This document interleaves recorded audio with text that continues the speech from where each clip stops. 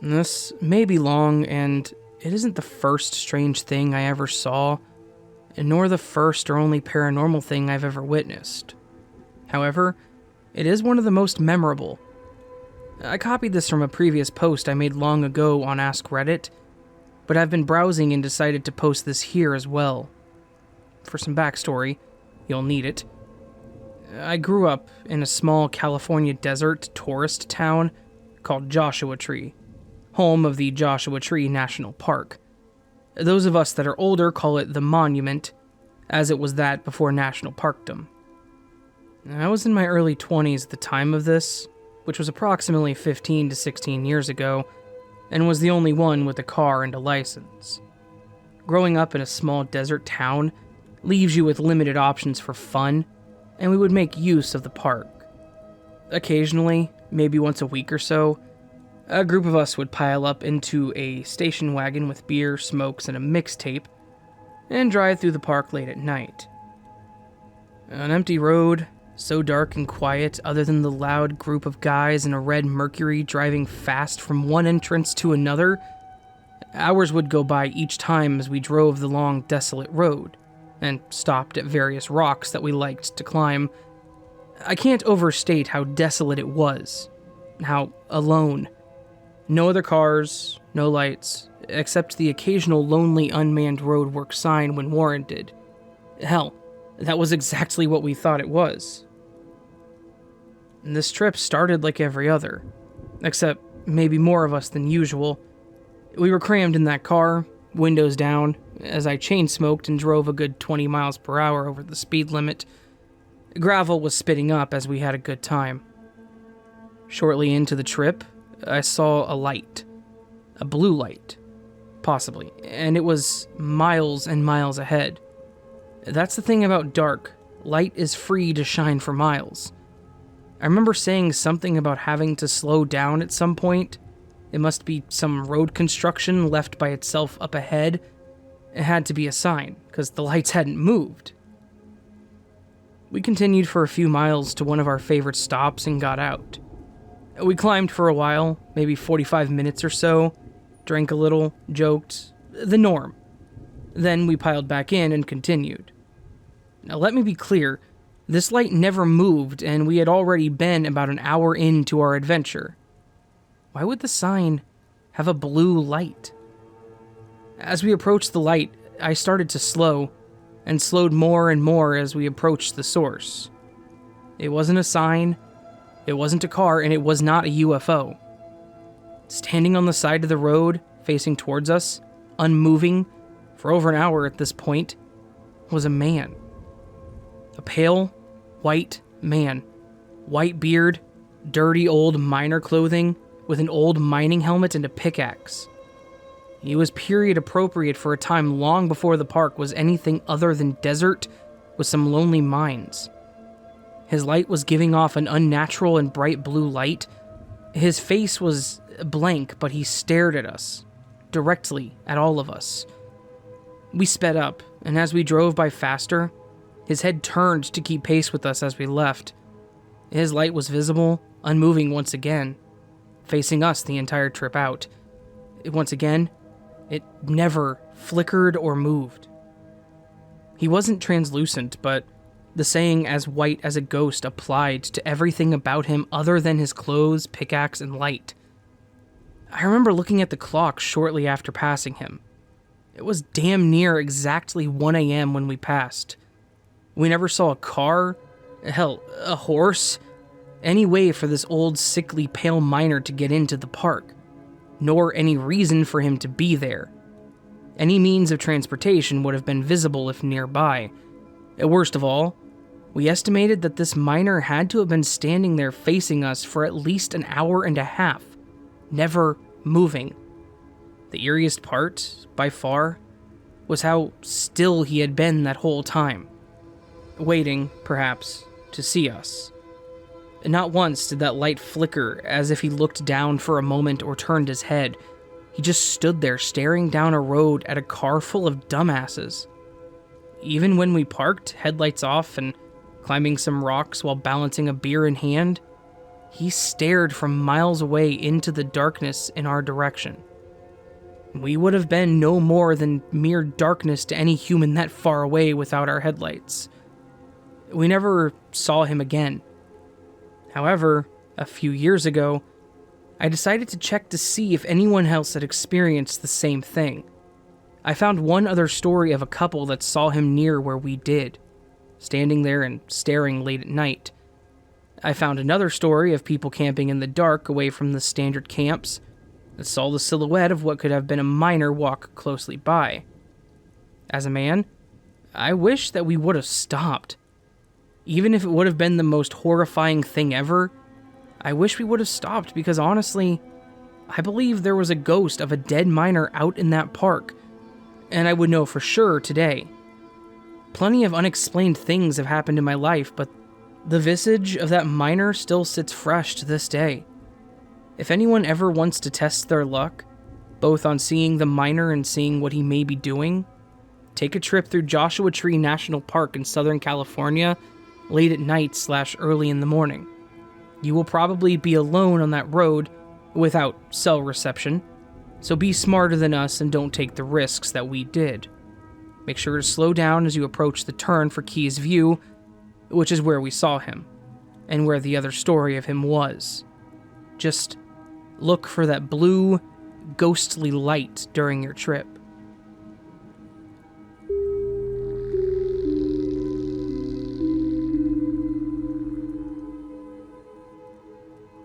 On the 29th of December, my mom actually wanted me to stay a night in a hostel with 3 of my mom's cousins and 4 of my own. I didn't think much about it, to be honest, and we were the first ones that opened the door and explored the place. There was a long hallway and a lot of rooms. I think it was 9 rooms total, and a small living room in front of the bedroom doors.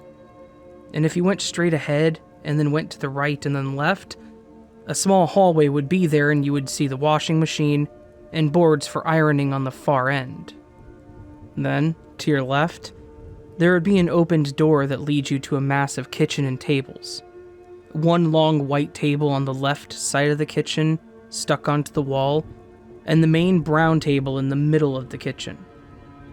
I had to switch on the lights to everything too, so the hallways felt scary and eerie when you stared at it in the dark for too long, even though I didn't think the place was haunted. Walking further to the washing machine, I glanced to my left and saw 2 small bathrooms and noticed that the floor was wet. And behind the wall of the washing machine was another one that was closed. I didn't actually bother to open it and went back to the living room with the lights still on.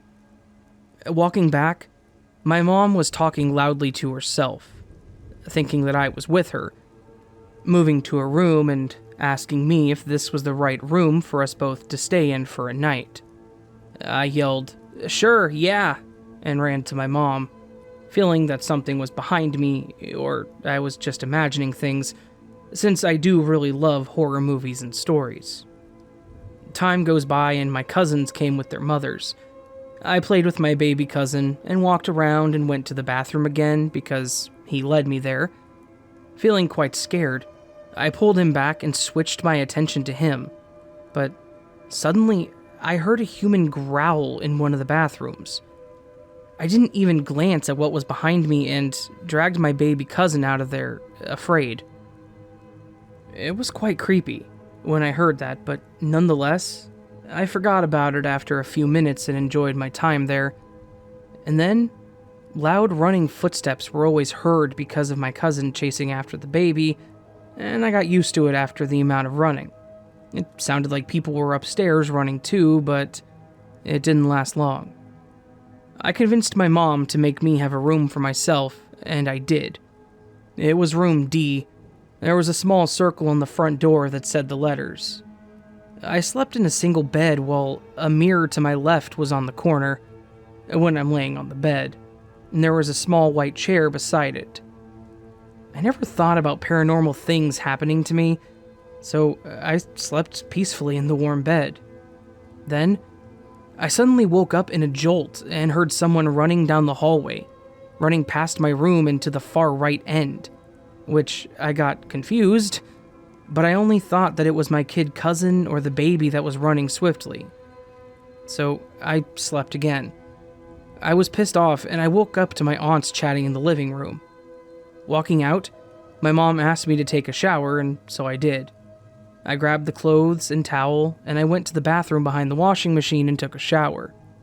Though, when I was on the toilet bowl, I heard a whisper outside calling my name, and I faced the wooden door, and then it whispered my name again.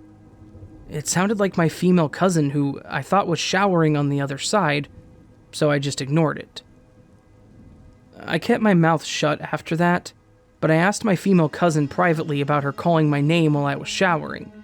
But she said she didn't say anything. A little terrified, I just laughed it off while she talked about her experience in the late night as well. She said that when she went to the bathroom in the middle of the night, she heard our baby cousin crying, but she shrugged it off. And my aunt, who told her, said that the baby was sleeping the whole time, and it got her freaked out. Punching me and hating me for making up ghost stories about the hallway, I only laughed and ate breakfast with her before noon. Apparently, the hostel is actually haunted, but my uncle didn't say a word to prevent my aunts from being scared and terrified for a night, and then left quickly because he was not scared. They even shouted at me and told me to not say a word of what I heard in the bathroom before going out of that place. And the running footsteps I heard, I noticed a few bizarre things about them. My kid cousin/baby cousin's room were on the left side of the hallway, but the footsteps ran to the right. Since normal walking footsteps can be clearly heard from inside my room, I never heard any walking back to their room, never hearing any footsteps that went to the left. And this happened in the middle of the night, too, maybe 3 to 6 in the morning. Why would they both be awake and running around the hallway in the middle of the night, was my question. Though, there's no real answer to that.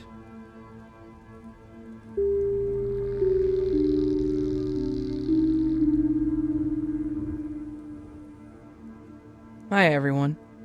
I just wanted to share my encounter with unexplainable things that had happened with me, my family, with regards to seeing an apparition, and a collective experience of living in this particular house back in the 2000s. My family and I moved countries when I was young, and the first house we moved to in that country was about 40 years old and owned by a young guy. I cannot tell you where, but it's one of the Commonwealth countries. The reason for not disclosing the location is because I want to remain somewhat anonymous, but I know that people who I've told the story to may know who I am. It was a rented property, and nothing out of the ordinary other than multiple neighborhood cats roaming around the dying garden with a very much dead lawn. When we moved in, we were fine for a few weeks, and then it started. I had a really good relationship with my family until we moved into that house. Everyone started to pick fights with each other, and when we were living there, nothing ever was going right. Everyone was on edge, the vibe was off.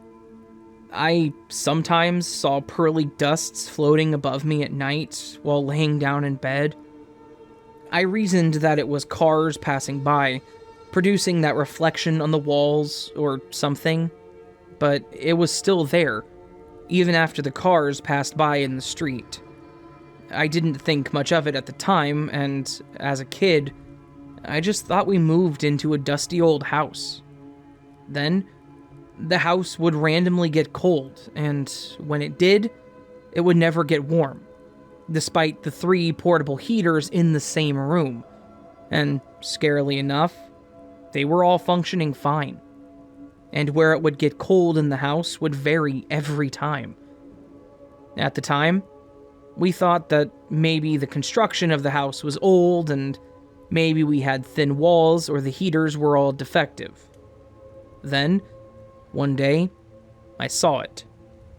Before I get into details, I want you to imagine this corridor, right in the middle of the house, surrounded by bedrooms and bathrooms. Basically, this corridor had no natural light, and it was very, very dark if all the bedroom doors were closed. Going back to the encounter, I was in the bathroom washing my hands, and as I opened the bathroom door to exit, I see this fog that resembles a human arm, moving back and forth as if it was walking, and then disappearing at the end of the corridor. A full arm stretching from shoulder to the tip of fingers, moving as though attached to an invisible body, resembling a brisk walk in that dark corridor. It couldn't have been some lights coming from outside the windows because it was in the corridor that didn't have any natural lights available. Plus, it was daytime. Only after this encounter, I felt the shiver down my back. A genuine shiver that you get when you see something that you cannot logically process. I didn't share these encounters with my family back then because I didn't want to scare anyone, and I was in doubt with the experience. When we found a new place and moved out of that house, I finally felt ready to share the experience with my family. Jokingly, I said that the house was haunted. I only got to know then that everyone had the same experience. Seeing something in the air, nightmares, ghastly arms, cold spots. My mom would have nightmares of this black shadow trying to enter the house, while she would hold them back out. My sibling, who also saw the arm, told me that while the arm was moving away, exactly the same as I've described above, he swears that the temperature in that corridor must have dropped in that moment, as he could see his own breath. I feel like this whole thing could be explained due to stress of moving to a new country, but I don't know. I'm just thankful we were only renting it temporarily, and that we were able to leave.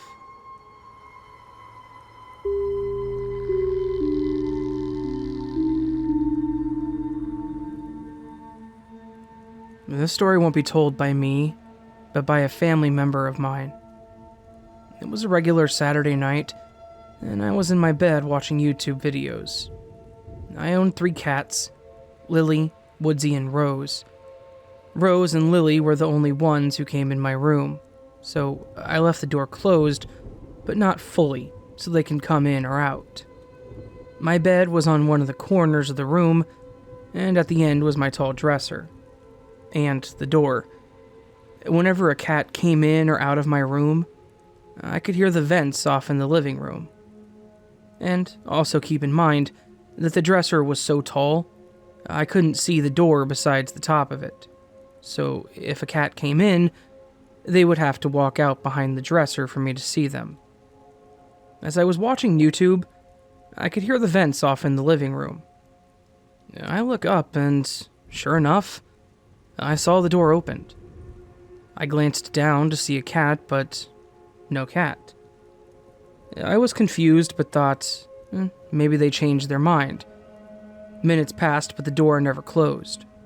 This almost always never happens, but I shrugged it off. Then, breathing. Deep, dark breathing was coming from the door. I ignored it, but then it hit me. Cats don't make breathing sounds. Someone was in my door and breathing. I turned my phone off and slowly pressed the emergency button and started to dial 911. Big mistake. As I pressed the buttons and it makes the dial sound, whoever was at my door heard as well and they went quiet. My fingers trembled, and as were my feet, as they were close to the door. It was me and this person only separated by a dresser. And then, tick, tick, tick. It was tapping my dresser, as if whatever it was taunting me. And shortly after, the nails were sliding to the end so I could see them. The nails were so dark and gray, and the hand looked like it belonged to some starved elder. But I took a closer look, and the hand was white. It was so unnatural, and at this point, I thought I was having sleep paralysis. But I could move, So, check that off the list. Clink, clink, clink, clink. I knew what that was. Whatever they were doing was making it clear that they had a knife. It was time to show them what I had in mind. As adrenaline kicked in, I kicked the dresser, quickly looked to my left and saw a hammer that I had used to fix the window. I grabbed that and bashed the uncanny nail. Whoever it belonged to let out a scream. That scream? Oh God. It still echoes through my head till this day. I don't know how to describe it. It was high-pitched with a low evil to it, but no human is capable of doing that. I took no time to shut my door as it ran away. The cops obviously didn't care at all, and they took their sweet time getting there, and came up with nothing but some broken nails and a busted doorknob. I had no idea the doorknob was busted. I would have heard it at the least, but I was too mad at the police to even think about it. This event, it left me paranoid for months, but I'm fine now, just a bit shaky. Thank God I moved out of that place.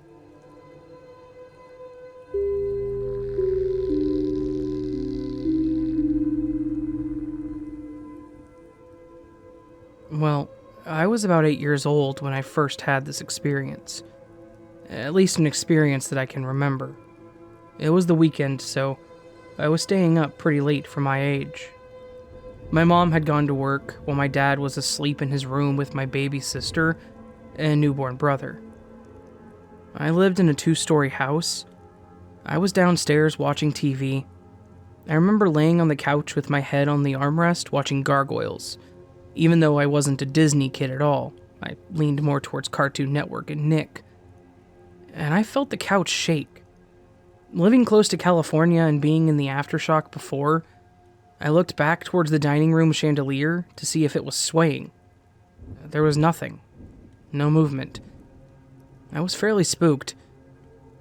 I got up and went into the next room to get my dog, and he absolutely did not want to go into the TV room where I was. I even tried to drag him, as well as give him a treat, but he wasn't having any of it. I summoned some courage and went back to watching TV. A few minutes had passed, and I had felt the couch shake again, but more violently. I turned my head to see if the chandelier was swaying, but nothing. Again. While I was moving my vision back towards the TV, there was a shadow. It was at least 7 foot tall, standing in front of me, blocking the view, and at this point, I felt hands around my neck. I was being choked, but there was nothing in front of me. The shadow was still standing in front of the TV. I tried to get up, but I was pushed back down, and my head hit the armrest. I was kicking and screaming, but nothing was happening, and I started to feel as if I couldn't breathe. I started to get really scared that I was going to die in that moment. I tried once more, and I was able to get up. I felt the fingers being pulled off my neck, and I made a run for the stairs. I turned around once again for a quick peek, but there was nothing in that room. I still visit that house on occasion, and I've always had bad vibes there. Sometimes I see a shadow on the corner of my eye on the stairs, looking down at me.